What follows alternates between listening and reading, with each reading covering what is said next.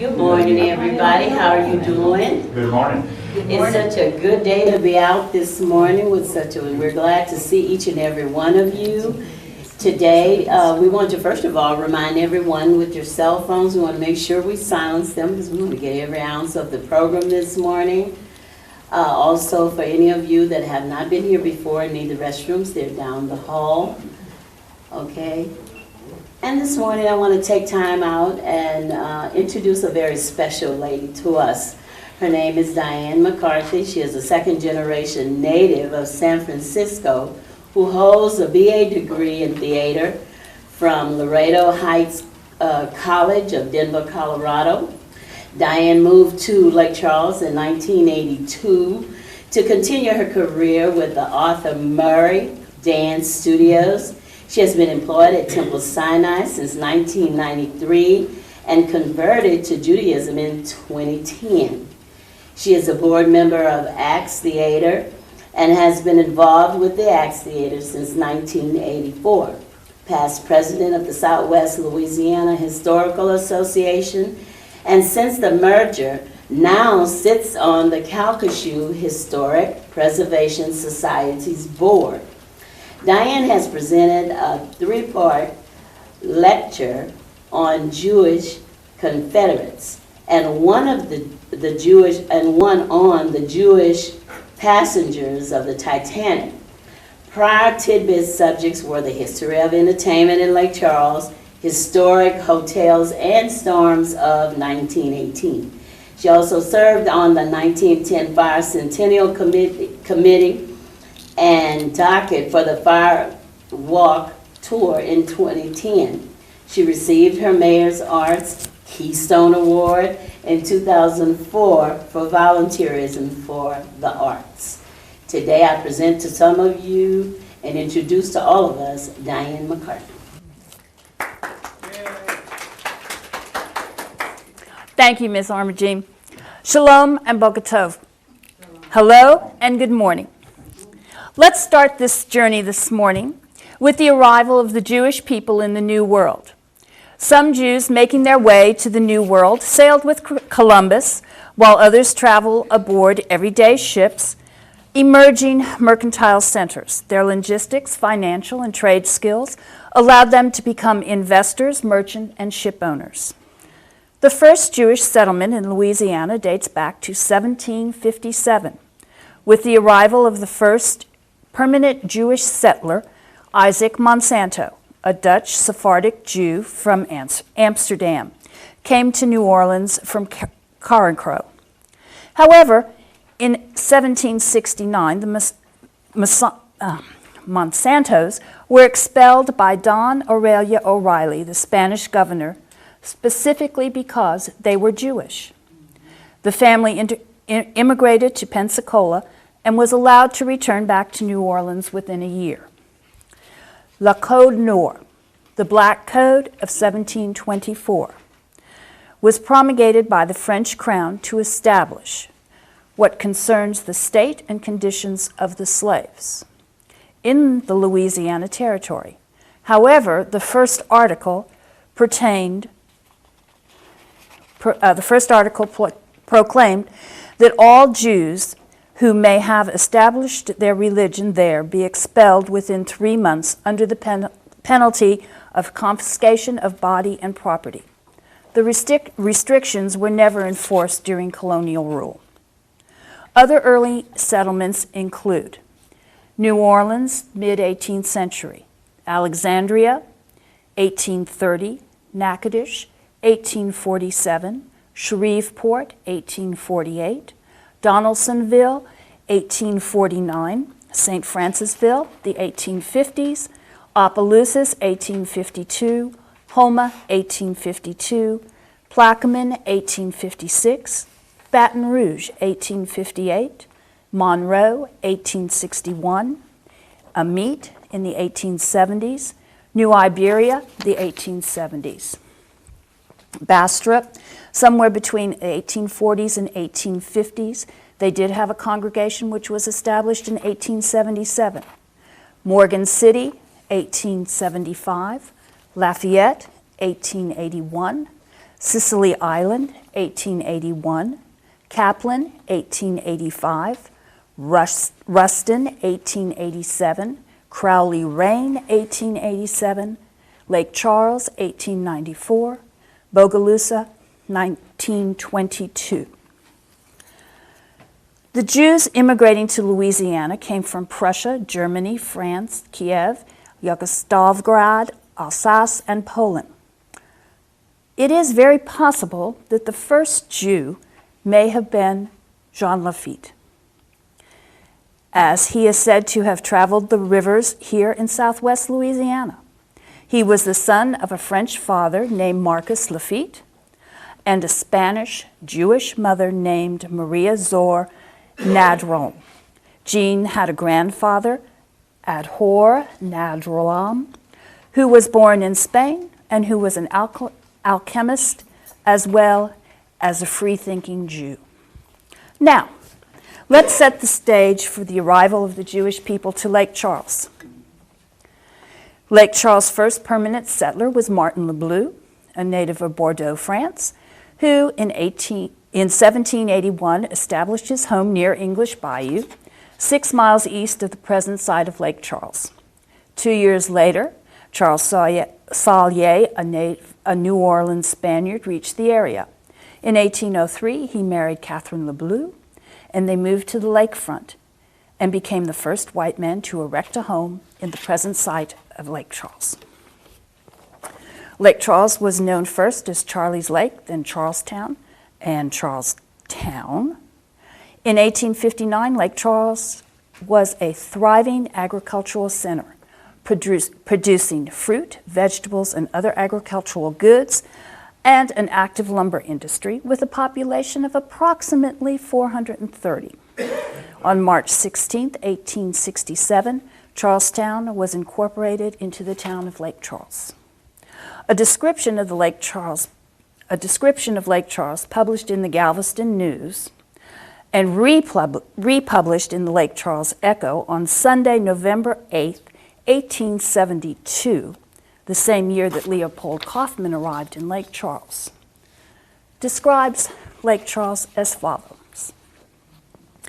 The population of Lake Charles is about 800, as is rapidly increasing. This does not include settlements near town. We have here a courthouse, telegraph office, railroad depot, 1 newspaper, 3 churches, Catholic, Methodist, and German Methodist, 1 steam rice mill, 9 steam sawmills, 10 stores, 2 drugstores, 3 hotels, 2 restaurants, 3 meat markets, 11 saloons, 3 blacksmith shops, 2 saddleries and harness shops, 1 boot and shoe shop, 2 bakeries, 2 barbershops, 1 public and 3 private schools, 1 Masonic lodge, 1 temperance council, 2 silversmiths, 4 lawyers, 5 physicians, 1 tailor, and no tinner. We think it doubtful if any of the cars are running from New Orleans to Houston before March, as the railroad had not been completed by then. Lake Charles has permanent water communication with Galveston and all the ports on the Gulf of Mexico by the Calcasieu River, one of the deepest rivers on the continent, and which, being a tidewater river, rarely rises or falls more than 6 feet. For this reason, among others, railroad men predicted its continuous growth and prosperity, it being well known that a railroad between 2 large cities always kills an inland town, destitute of navigation facilities, and always permanently benefits an inland town having such facilities. Lake Charles is proverbially healthy, being beyond it on the east a prairie country over 100 miles in extent, and on the south by prairies and saltwater marshes, on the north and the west and east by pine forest. The soil of Lake Charles is prairie, is surface soil of 18 inches of sandy loam, black in many places on the prairie and lighter in town, with a deep subsoil of blue and red clay, which holds all the manure put on it. The finest vegetables are grown here. Oranges, figs, grapes, strawberries, and blackberries are grown in abundance and to perfection, while, as evidenced with the mildness of our climate, lemons and bananas have been grown to perfection in the open air. Peaches generally poor owing to the subsoil of clay and the want of proper cultivation, but come to perfection in the pine woods. Lake Charles has an excellent water wells being more than 20 feet deep, though cistern water is generally preferred for drinking.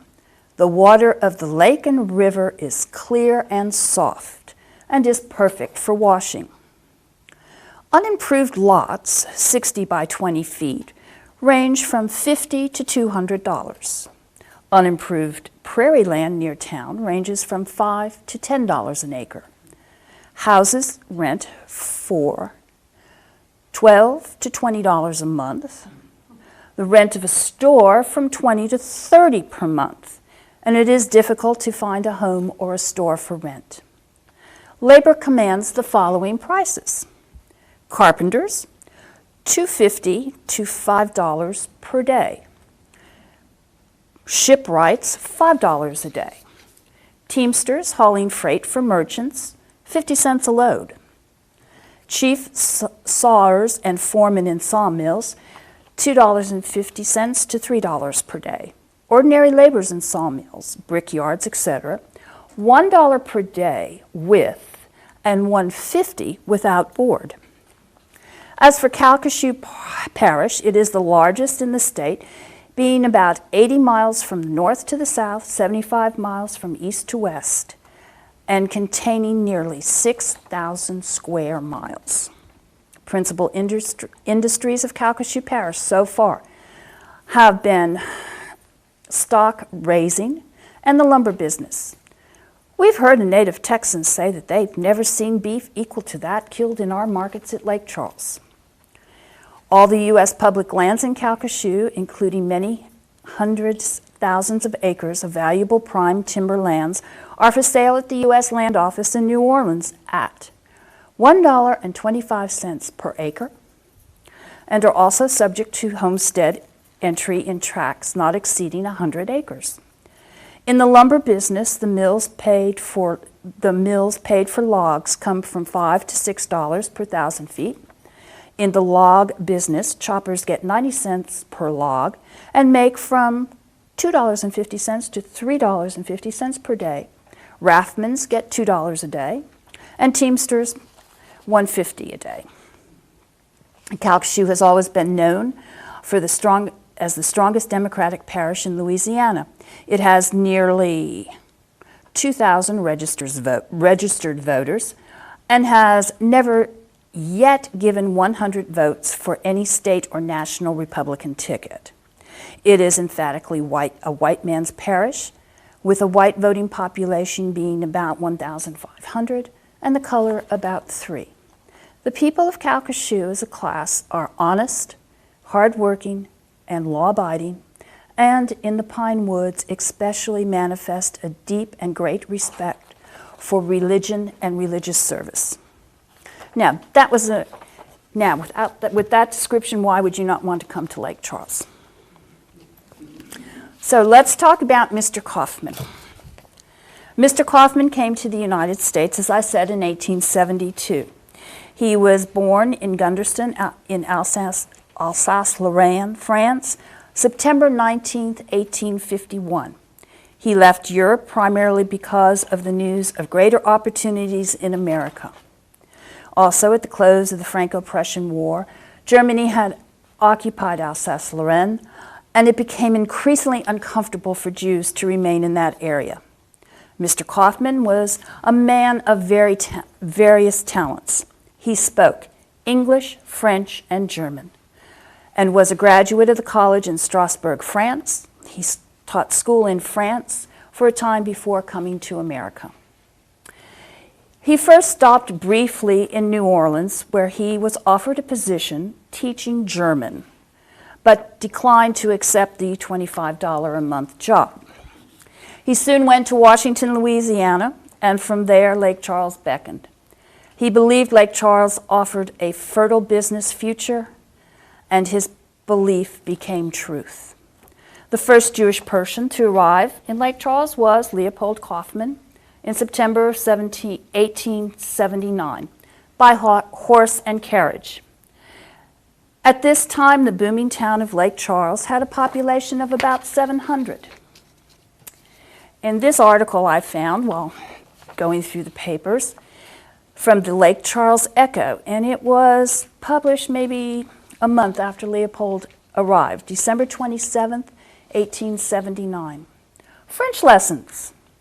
We are authorized to state that a gentleman residing in Lake Charles, whose native tongue is French, has consented, at the request of some of our citizens, to give a regular course of lessons in the French language, provided a class can be obtained sufficiently large to justify him in doing so.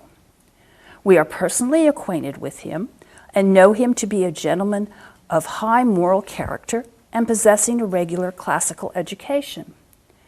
Here is an excellent opportunity for the ladies and gentlemen to acquire a knowledge of the French language. Those desiring to join a class for that purpose will please leave their names with J.W. Bryant and Company or George H. Wells, Esquire, before the middle of January. There was never any more about these French lessons, but I just am wondering if that was not Mr. Kaufman.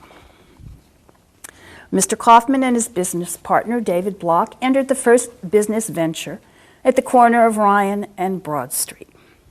This was a general merchandise store, which also became the financial mecca for the people in the area because there was no bank in the community. The following is the first article that appeared with reference to the Kaufman Block store. Lake Charles Weekly Echo, November 1st, 1879. New store. By reference of their advertisement, it will be seen that Kaufman and Block have opened a new store in town, in Gray's Hall Building on the corner of Ryan and Broad Street. These gentlemen are from St. Landry Parish, where they are very highly esteemed. They advertised their intentions to do a strictly cash business and to sell at the lowest living prices. Give them a call. Mr. Kaufman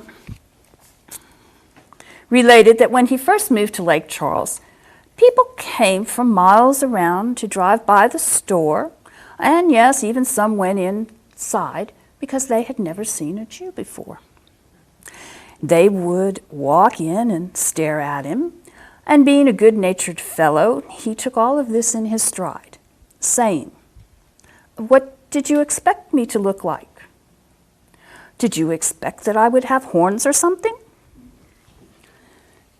March 25th, 1882. From the Diary of Louise, which appeared in the American Press from August 17th, 1925 to November 25th, 1929. March 21, 1882. L. Kaufman arrived from New Orleans Tuesday night with his fair bride. They were met at the railroad depot by the RKR Cornet Band, which later called at their home and serenaded them. Mrs. Kaufman was formerly the Miss Pauline Ross of New Orleans.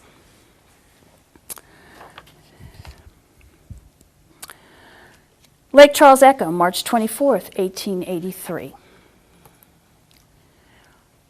Kaufman and Block, and this is something that the papers did back then. They would give biographies of all of the companies that advertised with them. March 24th, 1883, Kaufman and Block. In the history of Lake Charles, we do not believe there is so striking an example of what industry, honesty of purpose, and strict business integrity can accomplish than is present in the success which has attended the above-named gentlemen. Since beginning their mercantile business career in our little city some 4 years ago now, Messrs. Kaufman and Block located among us and began a business in their present quarters. They've had a small stock and a very limited capital. It was soon evident, however, that they were not only thorough businessmen, but courteous, accommodating gentlemen, ready at all times, as far as consistency would allow, to lend aid toward any and every enterprise calculated to stimulate growth and prosperity of their adopted town and selection. Nor will this at all noteworthy object of charity has ever appealed to their generosity in vain. We can cite no better evidence of the appreciation with which they are held in the community, the splendid success they have achieved in a short period of 4 years, that they are doing the largest mercantile business in the town or parish, is a fact conceded by all. And we have never heard even an information that they were undeserving or of the distinction. In our issue of today, these gentlemen have an advertisement that cannot fail to attract public attention, and which they desire shall be read by every reader of the Echo. It is but reasonable to suppose that the merchants who are able to pay cash for goods can sell them at a small margin. This is the policy and the practice of Messrs. Kaufman and Block. They cordially invite you to inspect their stock and compare prices. Call on them. And this is one of the ads that they ran back then.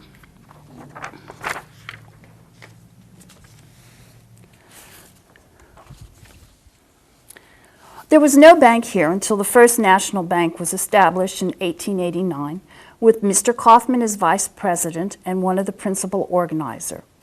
At the time of his death, he was the only surviving organizer and director of the institution. Since 1917, he has been president of the bank.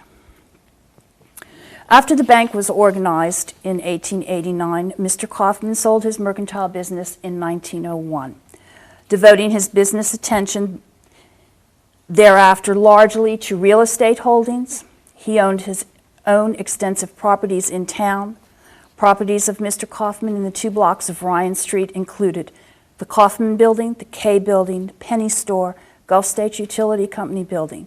He owned business and residential property in other areas. In 1930, he built the Greyhound bus terminal at Broad and Bilbo, and this building stands today. In June of 1903, he was appointed to the Carnegie Library Board. The library was opened to the public on Monday, March 7, 1904, with 706 volumes cataloged. Leopold was unanimously elected president of the library board in February of 1907. He was active on the Board of Trade, which became the Chamber of Commerce, was a police commissioner of Old Calcasieu Parish from 1886 until 1922. He was the director of the National Jewish Hospital in Denver, Colorado. Perhaps his greatest love was for his synagogue, which was built in a great measure through his individual support. His non-sectarian kindness and support of charities and his hand clasp for all classes made him beloved by all creeds. On the street, he met and talked with ditch diggers and governors with equal interest in the same human feeling. Leopold and Pauline had 2 children, Elias Ross Kaufman, born in October 16, 1889, Bessie Kaufman, who became Mrs. W.A. Meyer. Mr. Kaufman died March 29, 1937, at the age of 85. Pauline Ross Kaufman died June 22, 1929, at the age of 72.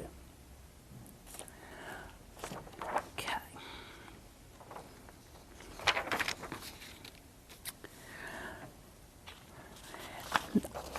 Now I'm going to talk about a few of the earlier Jewish citizens and some interesting stories I have to relate to the times back then.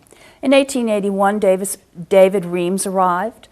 An article from the Lake Charles Commercial read, "David Reams, New Orleans butcher, will commence butchering of beef for our market next week. He will be at the Old Frank warehouse. He proposes to keep the meat supplied with the market supplied with fresh vegetables from New Orleans. Next, Mr. Julius Frank. Mr. Frank arrived in Lake Charles as early as 1882. On September 23, 1882, there was an advertisement in the Lake Charles Echo for grand opening of a new stock fall and winter goods by Julius Frank at the John S. Davidson Popular Corner. It seems back then that people were always moving their businesses, and they really didn't have any numbered addresses. And when you're going through the paper, you're trying to figure out where they are. And you would get descriptions of addresses. Oh, more or less 3 doors down from the Opera House or next to so-and-so's. Now you're probably going to know why I wanted to talk about Mr. Frank. Mr. Frank's furniture store was the first furniture store dealing exclusively in furniture in the Lake Charles area. And there are 2 reasons. Number one, there has been, in other research of mine, a great question about the opera houses. Williams Opera House or the Frick's Opera House? Well, it is because of Mr. Frank that I have solved this dilemma. As we all know, Lake Charles, for the most part, was a city of wood. And on August 5th, 1899, there was a fire that wiped out a block, losses $50,000, west side of Ryan Street, Broad to Division. J. Frank, the heaviest loser of the 50 whose property was destroyed in the fire. Julius Frank's building was a 2-story frame building. It was large and substantial and had served as the Opera House until about 15 years ago.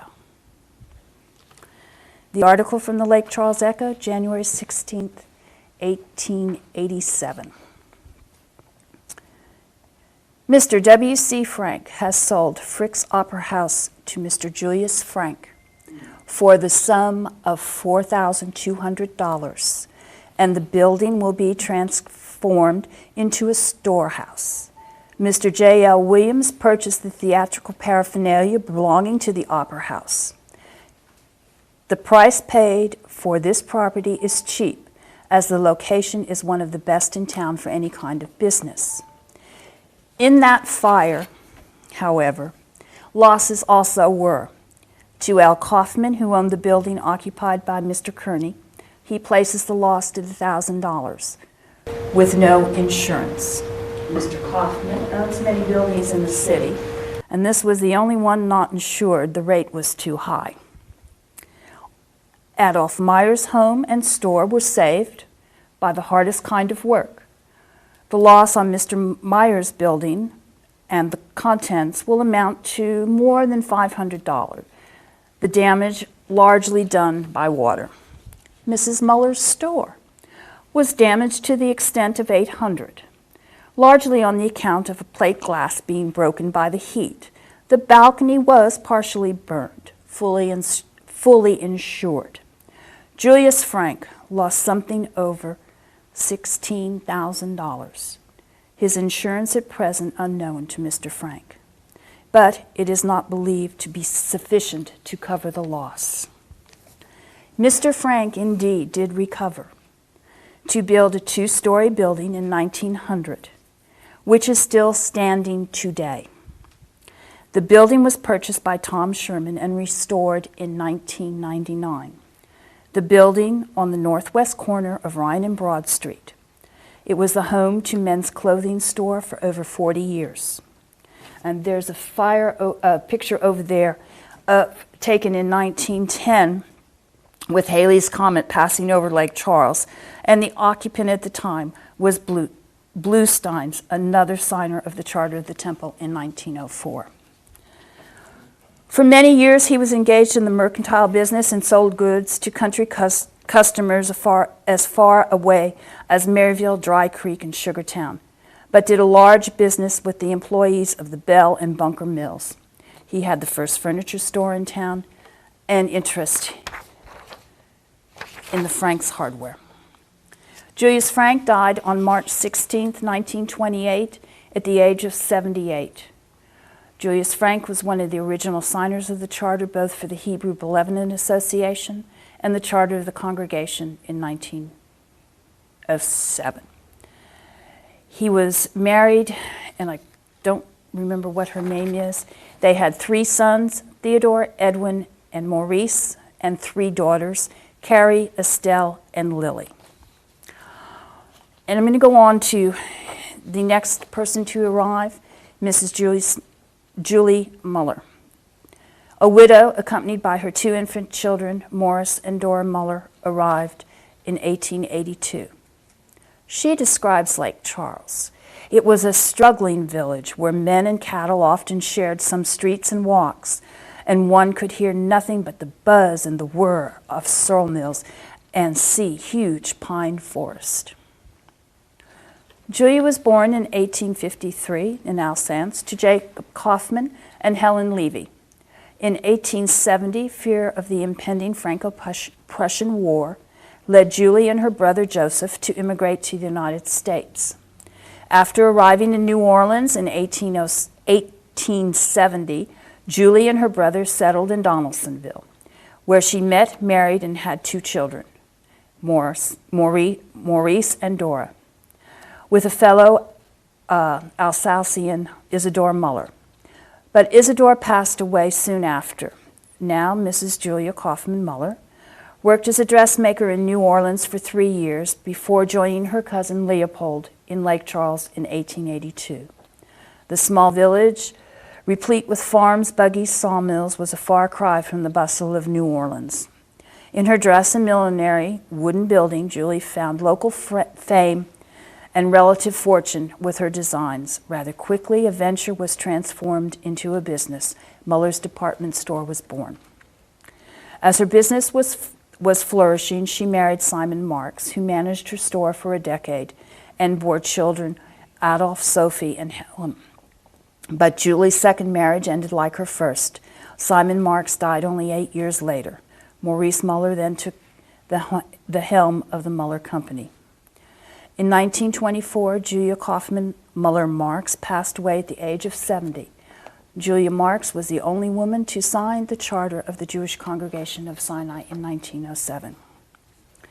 With the death of his mother, Adolph Marks took over as manager of Muller's until his retirement in 1964.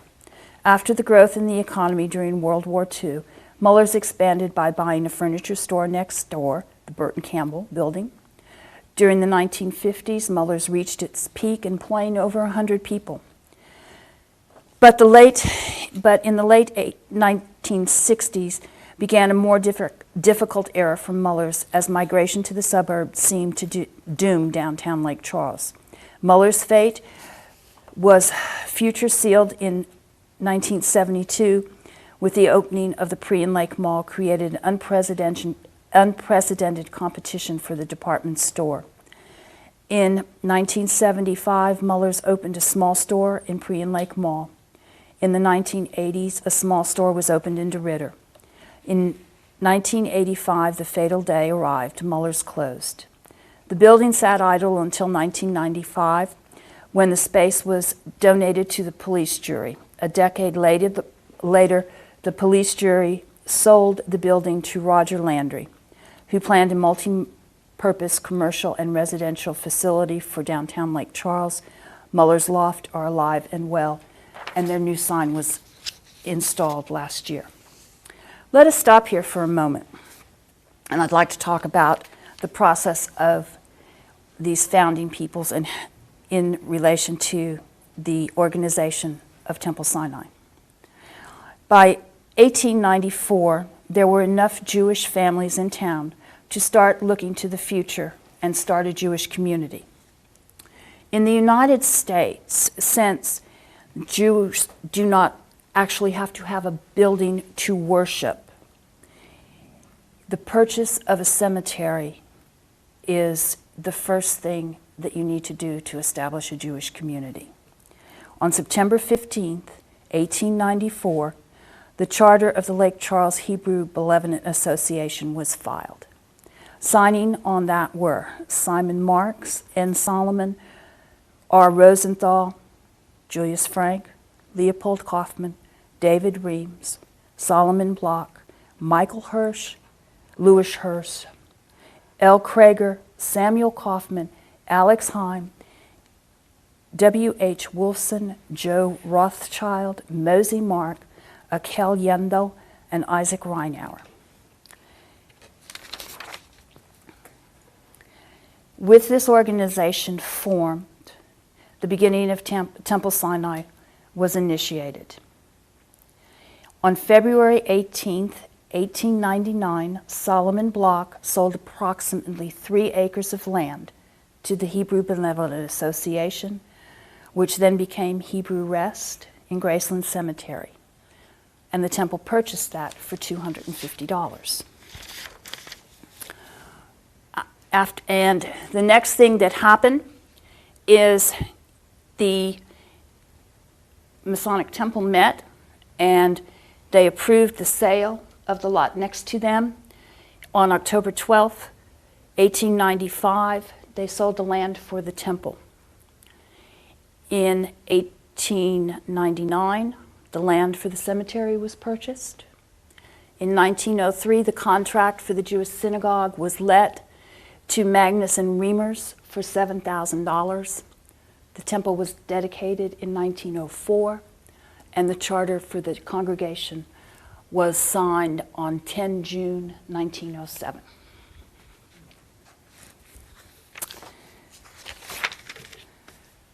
This is one thing that you all need to understand if you ever go read these old newspapers. They knew who was in town, who was out of town, who was visiting people in town, where they went. Here's one for instance. This is from the Lake Charles Echo. February 19th, 1887. Our young, handsome, and clever friend, Saul Block, of the mercantile firm of David Block and Brothers, was married on the 16th in the city of New Orleans to Miss Ida Loeb, one of the Crescent City's most charming belles. The happy couple have had best wishes from the Echo for their future happiness and prosperity. They will remain in New Orleans to enjoy the festivities of Mardi Gras and will arrive in Lake Charles next Wednesday. So, if you did anything wrong, they knew about it.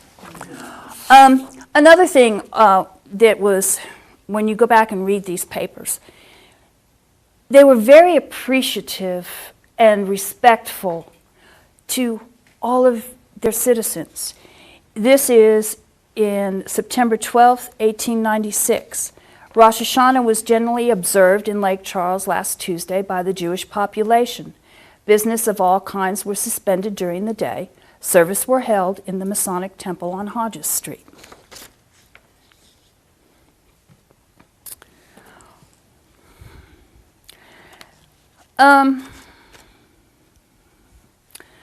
We'll continue, we'll go back a little bit now. In Lake Charles commercial, October 1866, we read about the Lake Charles Homestead and Loan Association, which was chartered with 2 Jewish men among the board of directors, Adolf Myers and Leo Verboto.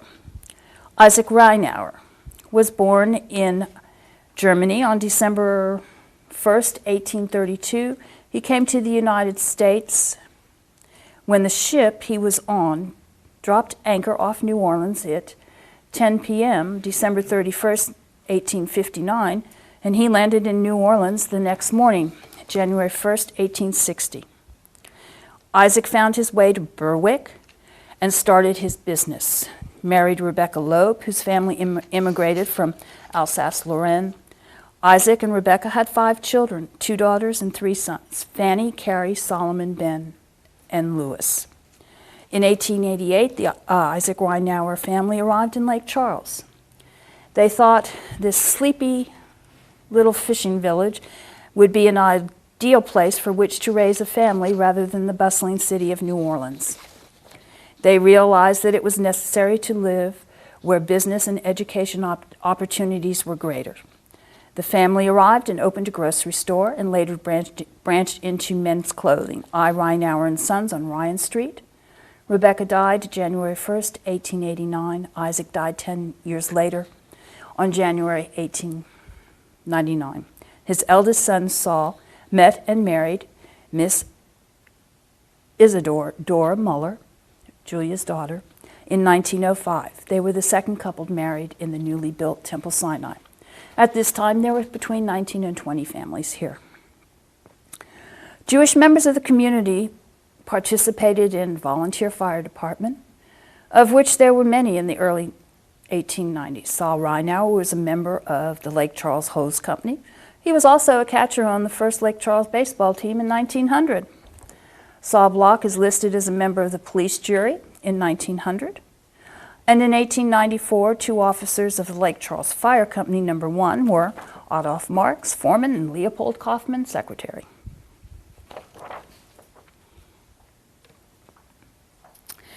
In 1903, the family of Israel Kushner came to Lake Charles. Hannah and Israel left Poland in the 1890s. They entered America through Ellis Island and resided at 22 Mott Street, New York City. Mr. Kushner was employed as an embroiderer, earning $2.50 a week. In the early 1900s, the family migrated to Shreveport and Ruston, Louisiana, before settling in Lake Charles. When he came to Lake Charles, he had a pressing and alteration shop on Railroad Avenue, and then founded a dry goods store, the People's Store at the 800 block on Ryan Street, and this establishment was destroyed in the fire of 1910. Mr. Kushner was a successful lumberman, well known and respected throughout Louisiana. His sons Sam and Jake and daughter Nellie were in business with him. The Kushner Lumber and Building Company was chartered in 1926 and located on Lion Street. These buildings were just recently torn down. The family opened a bag company, American Press, May 19, 1923. Local citizens have opened a bag factory. Kushner family, first board of directors. One group of Lake Charles citizens, in the opinion of their friends, has started out in the right way to get factories and industries into this city. This group has seen an opportunity and is putting in a factory itself without waiting for outsiders to reap the business. This new industry, which will employ from 10 to 15 people the year round, is a burlap manufacturing and petting plant. The company operates its organization as the Lake Charles Bag Company, Inc., with E. Kushner president, A.L. Kushner vice president, Sam Kushner secretary, and H. Kushner treasurer.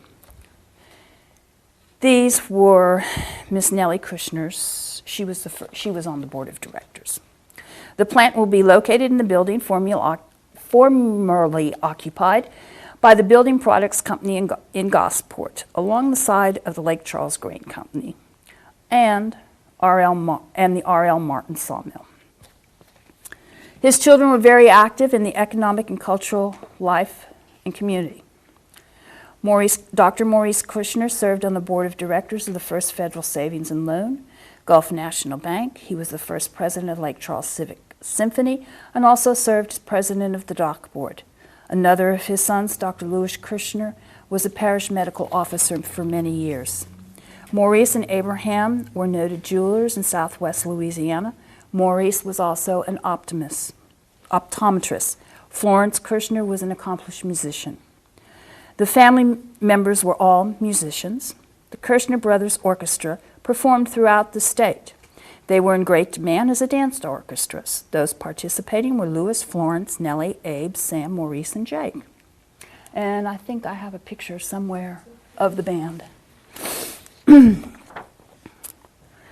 Samuel Kaufman was also an early resident of this city. In August 1904, he was elected to the school board and served as a member of the high school area Ward 3 for 8 years. In 1916, his son Max Kaufman was appointed as a member of the board from Ward 7. He was elected president of the board in 1919 and served for 4 years, at which time he did not seek re-election. The M.J. Kaufman Elementary School was named for him. It was opened in 1960, And an interesting point is this is the only school named after a Jew that is in a French area populated by mostly Afro-Americans. In 1910, Fred Hart and his wife Fanny Jacobs Hart moved to Lake Charles from Woodville, Mississippi. They had 2 children, Rosalie Lucille and I.T.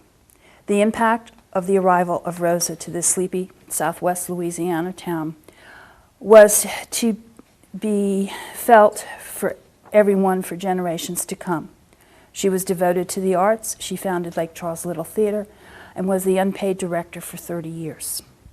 When the late great actor Charles Lawton made a personal appearance in Lake Charles, he borrowed a phrase from Gertrude Stein when he coined the original, "A rose is a rose is a rosa." Her indomitable spirit, boundless energy and imagination and flair for the dramatic is legend. She underwrote careers for authors, actors, musicians, dancers, and artists. Rosa herself once said, "Everyone collects something. I collect people." In the final curtain, which a group of her friends published in tribute to Rosa, a caption under one of her photographs says it all. She was the woman most responsible for the artistic development of the city. Florence Kirshner, a musician and a sculptor, is the one that created the sculpture of Rosa that is in the Rosa Hart Theater lobby at the Civic Center. The next generation of Kushners: William Kushner, conductor of the Lake Charles Symphony for 30 years. Sylvia played with the New York Opera, and their son Tony and his many awards, Eric and Leslie. Joseph Fry originated the Zoning Commission for the city in 1932 and served as its president for 20 years. Armand Levy and Joe Jacobs served on the Board of Trade, and Jacobs was the president of the City School Board in the 1920s. More recent families that have come to Lake Charles are the Davidson family, the Riff family, Leon Standers, Maurice Kleinman, who had the fashion, and Mr. Hellman, who also had a jewelry store. He worked for Gem Jewelries, and he also had a stand in Muller's. Mr. Davidson is here today, and I will just say briefly a little bit about your family. Your father, Joseph Israel Davidson, came to the United States in 1901 with his mother, Sarah, and his father, Solomon David, as well as 2 brothers, Morris and Simon, and 4 sisters, Jeannie, Helen, Bessie, and Leah, and they settled in Providence, Rhode Island. His uncle, Cy's uncle, Mr. M.N. Davidson, came to the United States in 1881 and settled in Portland, Maine, and he started his career as a salesman peddling pencils, needles, threads, and most everything for the early American household would buy. In 1910, the family moved to Houston and started Houston Sash and Door, selling wooden windows, doors, and flashing. And then in 1918, M.N. Davidson asked your dad to join him in Houston, correct? And after working there for over a year, they wanted to open their own business. They found a small glass shop here in Lake Charles that also sold windows and doors. And that's when the Davidson Sash and Door Company started. And Cy is here today. Basically, that is, I do have a few other things here. We talked about Carrie Reinauer, and this was, so I told you, this is in 1903. They're still telling where everybody is. Last night's party. Miss Carrie Reinauer pleasantly entertained a number of her friends at her home on Broad Street last evening. The popular game, progressive whist, was the feature of the occasion. Prizes were captured by Mrs. Borderheimer of Shreveport, Miss Ima Hoffman, M. Muller winning the Booby Prize, and the following guests were Mrs. Bodenheimer, Ima and Noah Hoffman, Wiener and Goldenberg, Messrs. Joe and Ben Jacobs, I. Meyer, M. Muller, J. Simon, Ben Wiener, Ben Solomon, Sam Levy, and Saul Reinauer. With that, I thank you for coming on this journey with me, and I hope you learned a lot about early Lake Charles. Any questions? No questions? Yes. Just a comment. Thank you, first of all, for what you did. And also, it was clear throughout your talk about the community involvement of the early Jewish community here. And it really needs to be emphasized that these people were just so progressive. They thinkers. believed in... My father died, well, he was born in 1909, so he saw a lot of the early development, and he spent his whole life with an absolute reverence for the Jewish community in Lake Charles. He credits them with the ship channel. Mm-hmm. Yes. Because when the ship channel was developed here, it really... There were several of the congregants that sat on that. Believe it or not, there was a lot of opposition to it. You wouldn't think that would be the case, but it was not an easy vote. And I think he told the story, and I forget who it was. It may have been one of the Kaufmans or perhaps Muller, I'm not sure. But was on a business trip when the bond issue came up for the ship channel. They were on a business trip or an extended trip to New York, maybe a vacation. And actually, even in those days of difficult travel, came back all the way back to Lake Charles simply to vote for that thing. And then went back and resumed their trip. That's the kind of commitment these folks had, and they were held in just the highest esteem. And not to cut you off, Charlie, in my research, I started this last June, and I want to thank Harvey and Armagene and the staff here for the library putting up with me one day a week going through the new papers. And when I found something that was really exciting, they knew about it. I'd also like to thank my friend Trent at the courthouse, who was so helpful. And if you have a question and they can't answer it, they really get involved. And they keep looking for you. So I want to thank Trent for that. And also Steve at Livingston Title, who spent just so wonderful a day with, a few hours with me, and to actually, knowing that we had a fire here and destroyed the majority of the old records that are so important to an organization like this, to be able to hold in my hand this document from 1889 was just unbelievably amazing to me. And Brandon, who's not here today, was it last week when I was in, he goes, "Oh, Diane, we have a new book." And he showed me this book is The Forgotten Jews of Ariel, how do you pronounce it? Ariel Parish. Avoyles. I'm not good on French names. I need Mr. Kaufman to come teach me French. I failed French in high school. It was not one of my better subjects.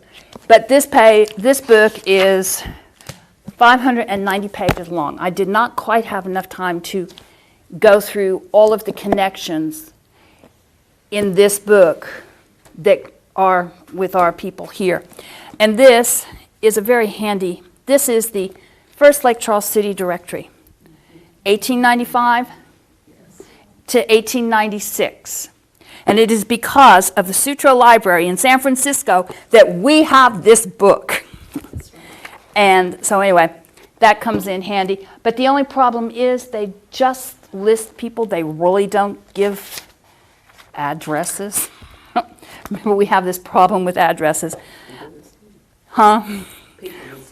Yeah, it's like that's really the hardest thing is addresses. Well, it's so and so was next to so and then everybody always was moving.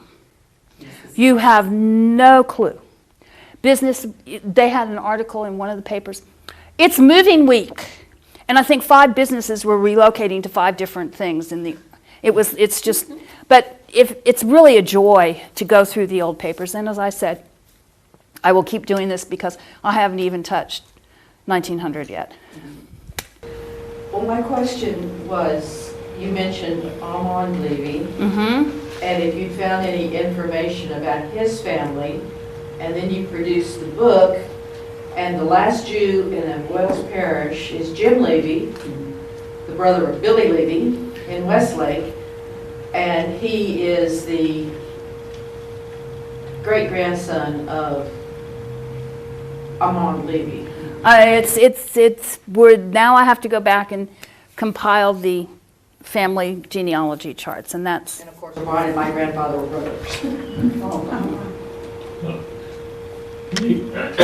Needless to say, I could tell you a little bit more about the Davidson family, because they came to Providence, Rhode Island in 1906, from Lithuania, escaping from religious persecution. And Rhode Island was a state which would accept anybody coming, escaping from Lithuania or other countries, religious persecution. And M.N. Davidson, Moses Nathan Davidson, came earlier into Portland, Maine. He ended up with a wagon somehow. He worked his way down to Tyler, Texas, which had a very vibrant Jewish community in which all of their children were born. And then in 1918 is when he moved to Houston, Texas, and bought Houston Session Door Company.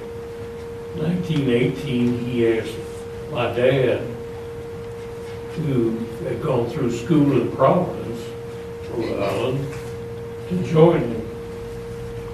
And Dad wanted to go on his own. They went to Beaumont, and they ended up in Lake Charles and bought a little glass shop in 1918 or 19. Did you And find that's when it it? come. Oh, Pardon? sorry. Pardon? I interrupted you, I'm sorry. Oh, and anyway, that's when Davidson Session Door Company started in 1919. Did you find any information on the Dendells? no. They were early. I did not I think- realize that I they were have- related. I have names, and But sometimes, the connection is to Henri Bendel, Fifth Avenue store, but they were here too, and you might want to find. I have the Reeves, names, the Ross, yeah, Hoffmans, right. Bendel's, Levy's. It's a whole, and then when they start intermarrying, you have to sort of, okay, who are these? And I don't have a lot of family histories, and we have lost so much because of not having papers. The fire has, we have a lot of problems with the finding local genealogy, as Armagene can attest, because of the circumstances of the fire of 1910 and records. And not all the time were births announced in the paper, and many times it was just the first initial. So, yeah, I have a whole list of things. Moses Nathan. I didn't know what their name was. And this is just something that I found really interesting. These were all the Jewish communities in the state. The ones with the dark blue marks are the cities that have vibrant Jewish communities today. And some of the stories on some of these are just really great. Any other questions? Thank you for coming. Thank you. I hope you enjoyed it.